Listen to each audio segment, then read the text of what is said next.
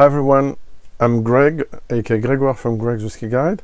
I have to start the video all over because I haven't clicked on the right button. It happens. I'm back. Before going back to the last, but of course I will speak about Bowmore another time later on, but so next weekend you will get from me a long video again about Bowmore, finishing the series for now, about my Bowmore collection, and this one, the last one, 3 out of 3, will be devoted to independent bottlings of Bowmore, on a quick selection of what I tried. So we'll try to summarize quickly what I tried over the years, 22 plus years. And then of course try 5 indie bottlings for you, but for now this is still the Irish month, at least for my schedule.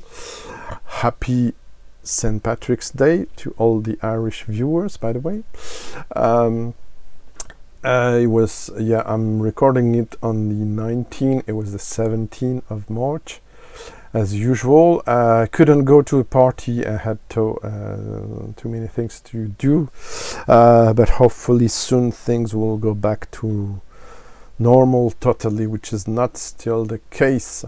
So today we're speaking about Midleton Distillery, and in particular about this release, the stout edition of the Caskmates range. Limited releases from Jameson brand and Midleton Distillery. Before I start, I wanted to say I did notice a bit worrying decrease of my views on my videos on YouTube, so I'm a bit worried about that. I don't know if it's down to new viewers discovering the channel and finding the videos are very long, which maybe they didn't expect that, so sorry about that. Or if it's that I'm boring people so that I have less views, something like that, I don't know. So if you have something to say about that, don't hesitate to comment, even if it's not about Irish whiskey.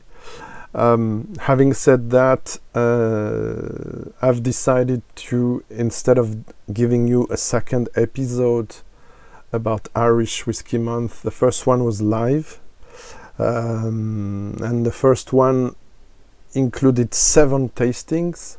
I will give you a link at the end of the video and in the description, so you will be able to see what I spoke about.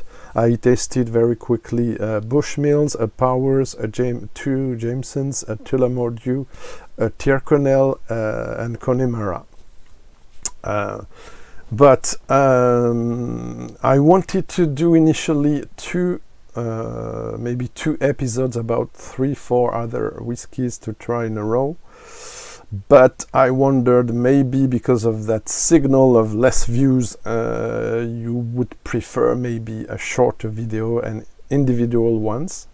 So I will record I think 2 or 3 videos. Yes, they are there. Those 2 I intend to review for you, maybe others, and then we will be going to the end of month where there's a special French day organized last year by 2 bloggers, Instagrammers. So I will jump into that to give you French whiskey reviews in French and then in English. But it's another story. For now, very quick, so shorter reviews. Okay, I can't help to give you some infos and opinions. They are different, and I think they're separated well. Still have to give you a few quick infos about 2 things about the Caskmates series and about the Midleton Distillery. About the Caskmates series, while I was preparing this quickly, I was shocked because I thought there were only those 2, maybe 1 for UK. I saw in Toby's video Whiskey Shared, where you can see a UK edition. So head over to my friend over to England, Toby Whiskey Shared, if you want to see a a bit blue labeled UK release of the Caskmates. We don't find it here. We'd only find the IPA and the stout in France. But preparing this, I saw on Whiskey Base especially that there were some crazy, probably 12 or 13 different versions of the Caskmates devoted to certain markets. For instance, Southern California exclusive has the Angel City Brewing Edition with a slight blue label, blue ribbon. We have also the Revolution Brewing Edition, again for United States, but wider. Again, it's on most of the time it says craft beer barrels finished, doesn't really details. We have also the Deep Ellum Brewing Company, again for the United States. So lots of different breweries collaborating, giving their casks, or Jameson gives their cask. In fact, they held they mature the beer ages in those casks, and then they empty the cask, and they send the cask back to Jameson to held whiskey again. So we have Beavertown Stout Edition. Did I say that? This one I don't know which country, it's not stated. We have Bale Breaker, for instance, 2019 release, again finished in Top Cutter IPA barrels. I have no idea what it is, but it's US exclusive. Devil Craft Brewing Co. edition. This one is for Japan, Tokyo. A very distinctive label, this one. There's one called Bose All Natural Brewing Co. edition. So this one is in Red Ale cask. It's a LCBO exclusive for Canada. This one I don't have the I'm not sure about the release date for this one. So we have another one here, might not be very interesting. I think it's probably this one to be covered. It's in 2019 For Pure brewery, or For Pure cask for For Pure. So I don't know if it's the brewery or the shop, or it's not clear. Oh yeah, okay, For Pure Brewing Co. So again, this one is for England. And one of the most amazing names, but it always like that with Quebec. So hi to my friend in Canada and in Quebec especially, for the SAQ, Société des Alcools du Québec, in Imperial Stout beer. Right, okay, enough for this. Is still the video in? Yes, because I had issues first take. Very quickly now about Midleton. Midleton was founded distillery in near Cork in Republic of Ireland in 1825, and Dublin initially, but origins go back to 1780. The old Midleton distillery, you can see it there. I have to check out if you see something. You can see it there in always a good book. I advise Whiskies of the World, and now it has turned to a museum, but this is what the old distillery looked like. So again, with Ireland and Midleton especially, it's a big complex.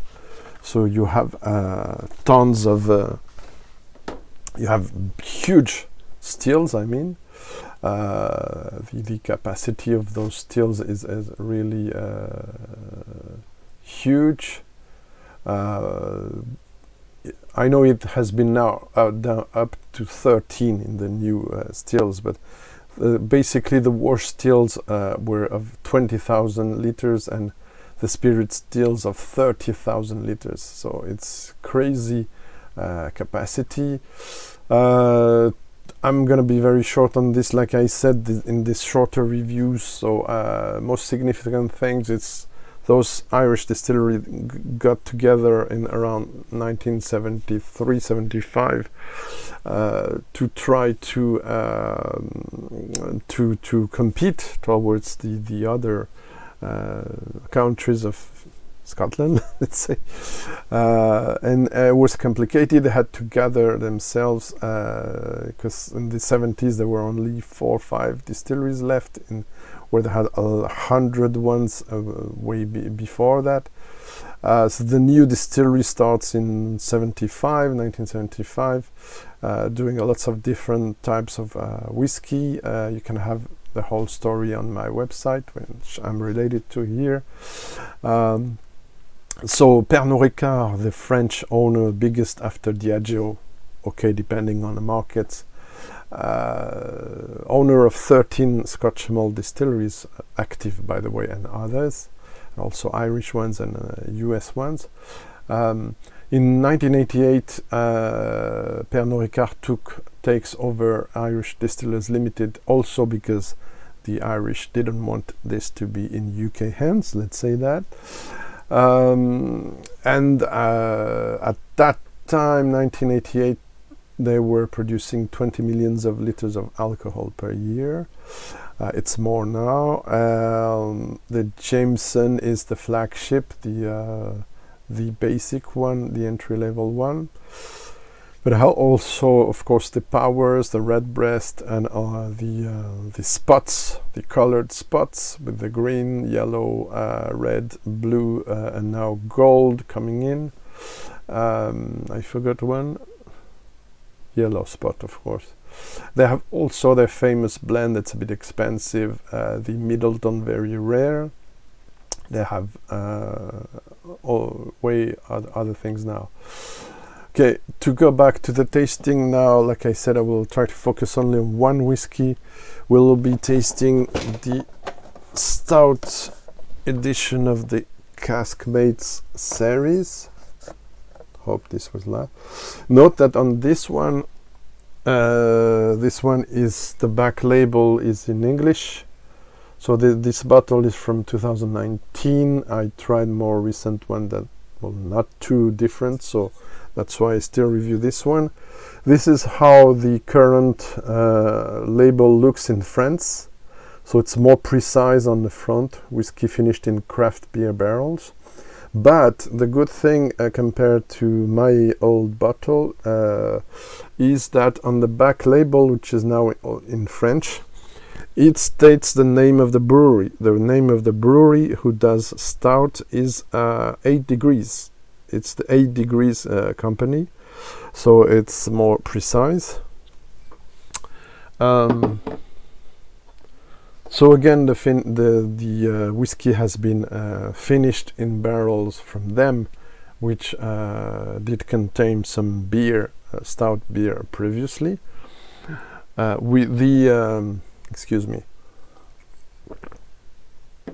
period of time in which it was aged is not precise, unfortunately, and of course there is added color to that and chill filtration, and it's 40%, but it's for me a really interesting whiskey. So cheers. On the nose, lots of this caramel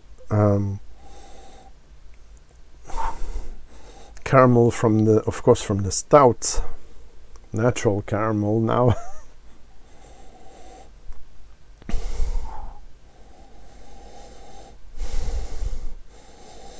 We have lots of dried fruits as well, raisins and apricots and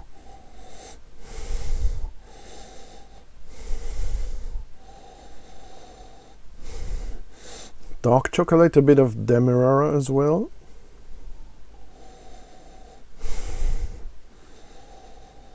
Quite a melted nose with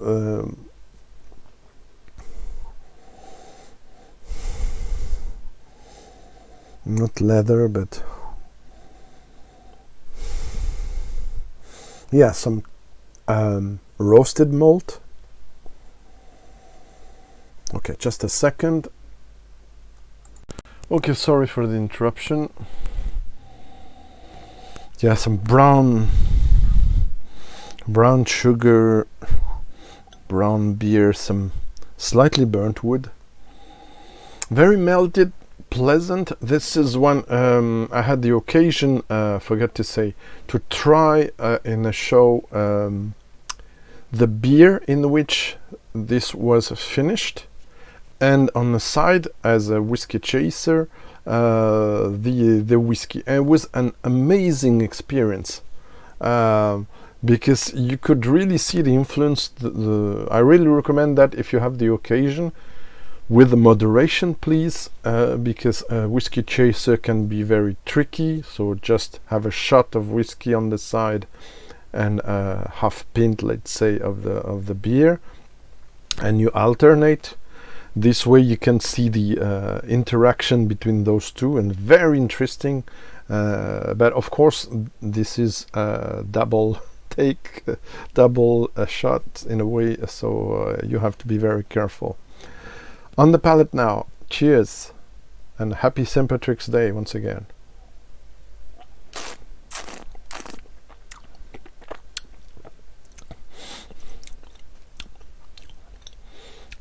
Creamy, of course a bit watery.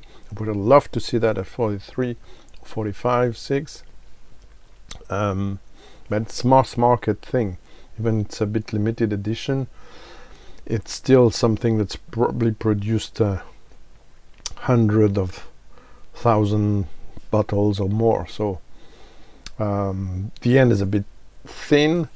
Why do I say I love this one? Because it's an easy sipper. It's very good on ice. Sorry to shock some people. And it's a pleasant aperitif, in my opinion. So despite I initially rated it, that's why I was searching for my notes, 79 out of 100. It's still a beautiful whiskey. I also get other notes.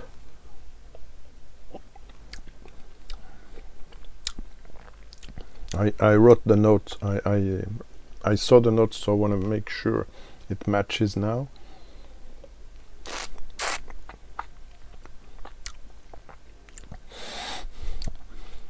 Yeah, some baked apples and raisins again, soaked raisins in beer maybe. There's almost something rummy, molasses rummish. Interesting. My memory of this was it had more texture, more character, but it's a new bottle. I had a one from I saw 2012 and I didn't believe it. I have to double check. I struggle to believe it. It could be 2012, so old as that. Let me check a second, and sorry for not having done that before. Greg, you can't do short reviews anymore. Oh, 2016, okay. Probably at the time it was launch, I think. So 2016.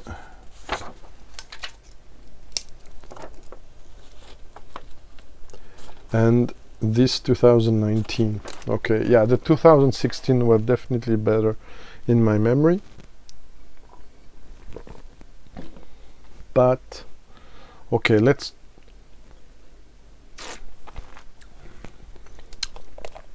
try this with a, yeah, there's something very rounded, very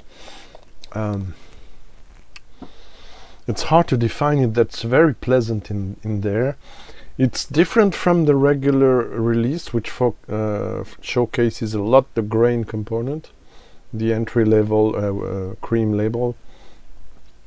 By the way, I have an old bottle of it, so maybe I will review it at some point. though you probably struggle to find it.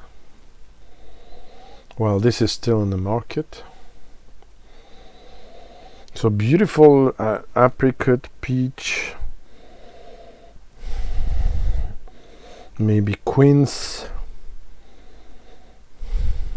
lemon, but candied lemon, maybe some orange.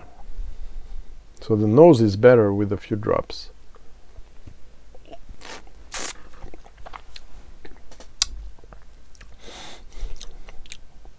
Yeah, okay, it's very watery, of course, but it's a pleasant one.